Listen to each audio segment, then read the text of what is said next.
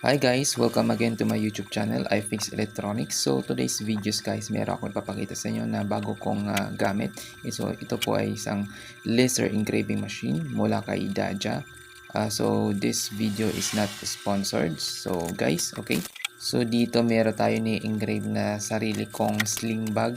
Dinalagyan ko ng aking pangalan para unique naman po yung ating sling bag.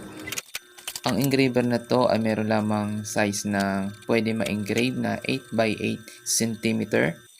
Meaning, pwede lang po tayo mag-engrave ng gusto natin within the size of 8x8 cm. Dito pwede tayong mag-engrave ng picture natin, pangalan, o anumang gusto nating i-engrave.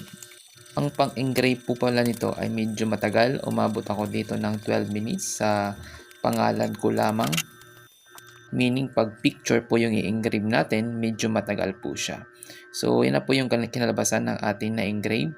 Yan po. So, good quality naman. Yan.